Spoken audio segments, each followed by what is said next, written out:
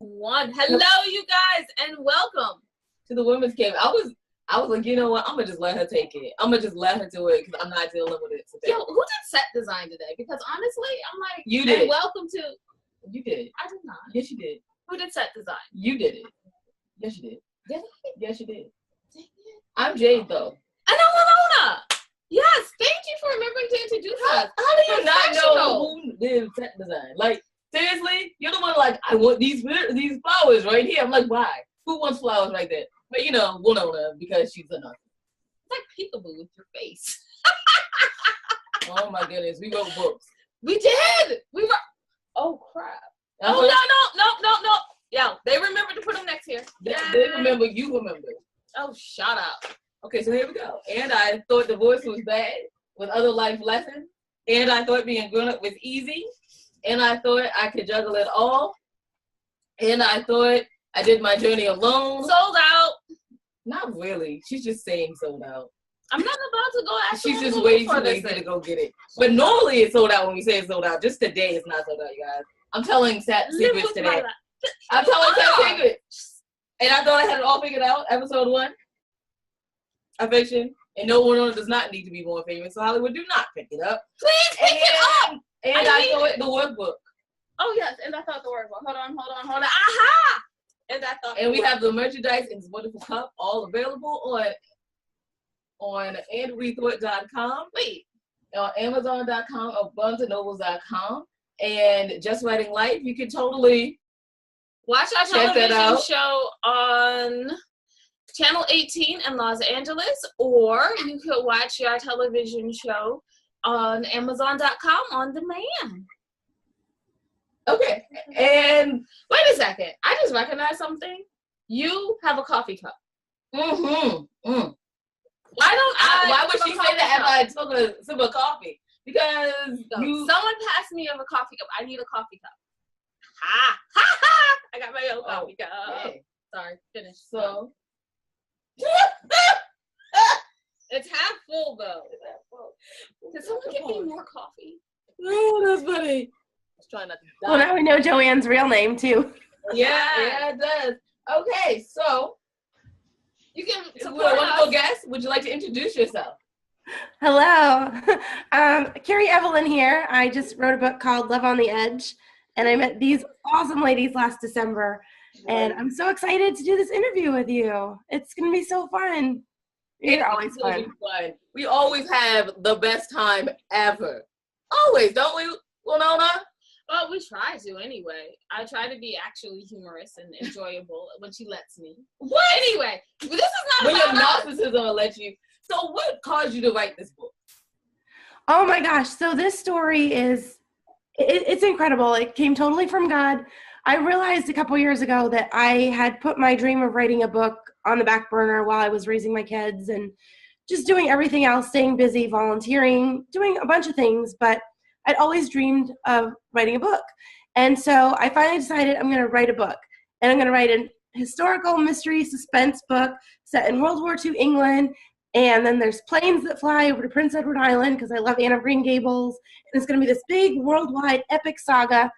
And I got about 30,000 words in, and I got stuck. I had set up this kind of military A-team to solve the problem of the, random bombings and stuff because it was, this World War II mystery suspense thriller.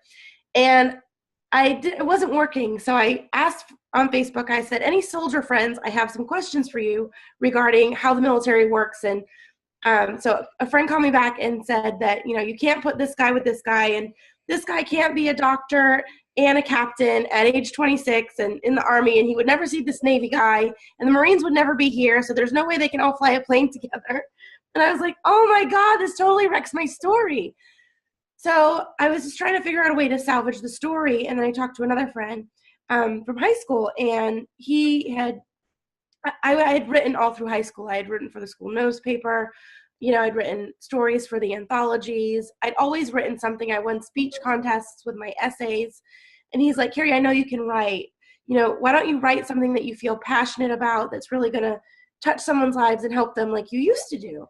And I was like, write a book that I could hand to my wife and say, read this so you can understand what's going on in my head.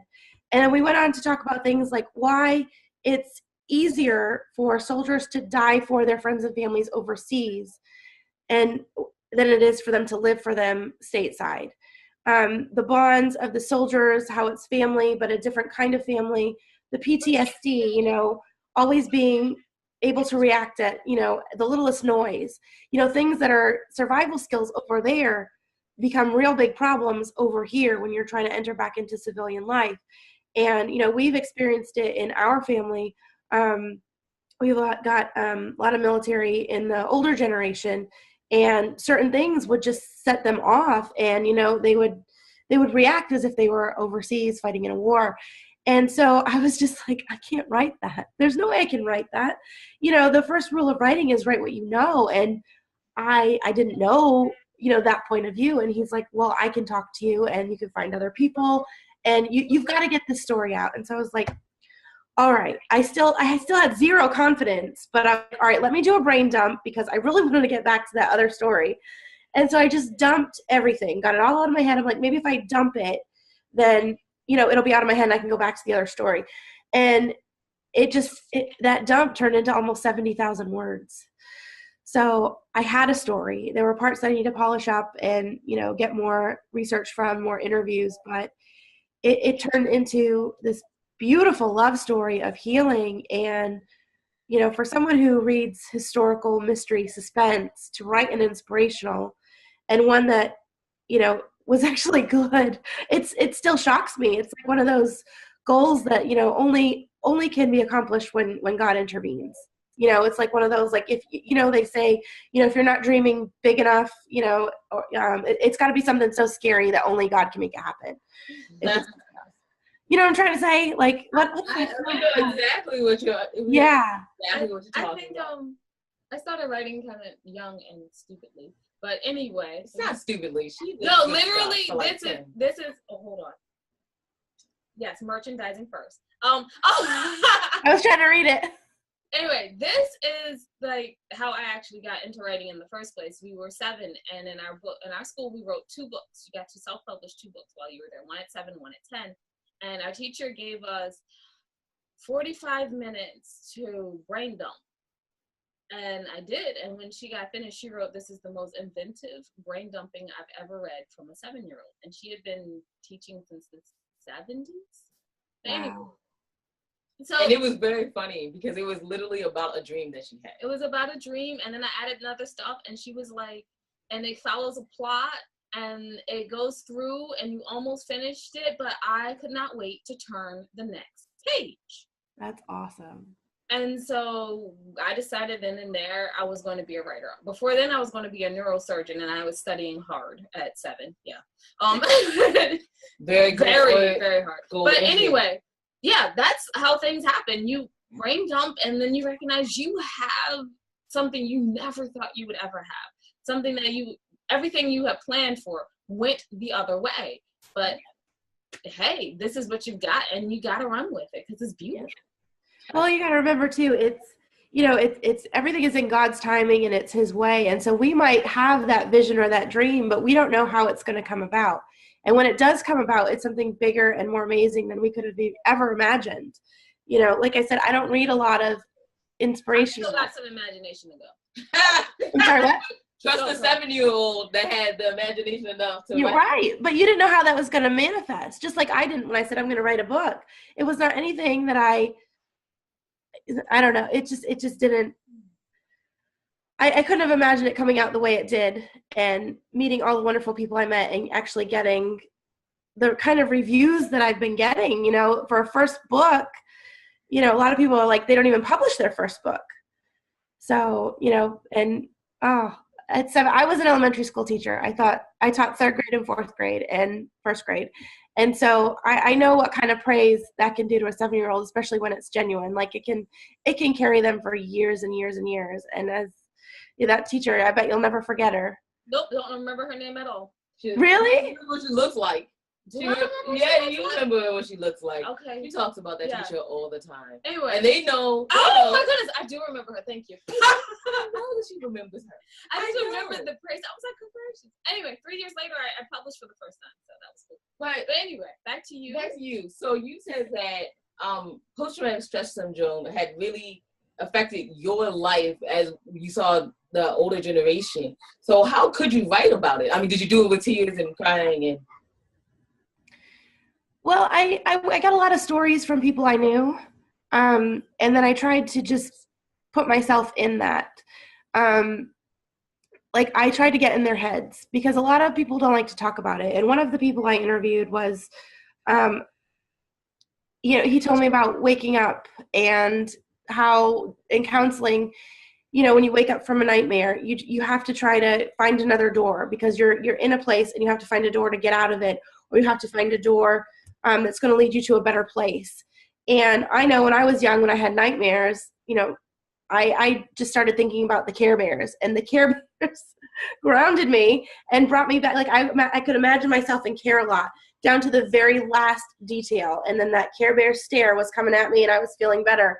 And it's kind of like that. You open a door, what's inside the door, and you imagine it to the very last detail. And while your mind is being distracted by imagining something better, you're letting go of the fear that you woke up with. And that was just one of the strategies that he told me about, because a lot of them will just turn to drugs and alcohol to numb themselves. And it's just so you can get through the day. And he said for a while he was functioning at a very high level with a very high level of narcotics and stuff in his body. And it just became his new normal. And then at some point he realized, if I get to a point where I can't function, then I'm putting so many lives at risk. And, it takes a lot to come out of that. And so I tried to convey the emotion of that in the book with some of the strategies so I could illustrate to people who didn't know what was actually going on, to people who had family members and friends who were going through it, because talking about it is very hard. And what a lot of people, especially of the older generation, they tried to block it out completely. And so they don't want to talk about it. And by not talking about it, they're suppressing it even more. But at the same time, they're reacting, and nobody knows why they're reacting. So they might snap at the littlest thing. We have a family member who was just watching TV one night when a news thing broke in, the commercial about the Vegas shooting, and he flipped out. He couldn't handle it. He ran from the room and he ducked and covered, and it was traumatic for everyone in that room. And those are things that happen all the time. And then you feel like you just can't. How can you be part of a family or friends or have a normal life when you're reacting like that to things?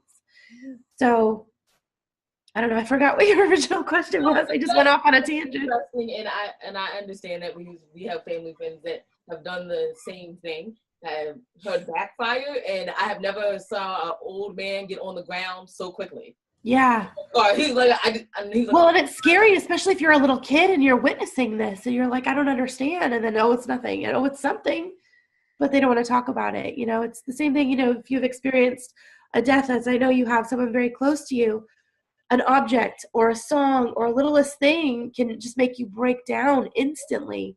And it's just that reaction, and people don't understand that. So I'm hoping that with this story, it will bring understanding to those reactions.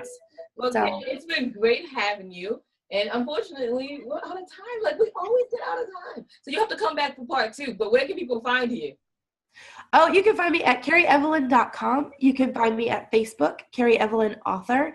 You can find me at Twitter at the Kerry Evelyn, and Instagram, Kerry Evelyn Author. So yeah, it's been great talking to you. I can't believe it went so fast. I know.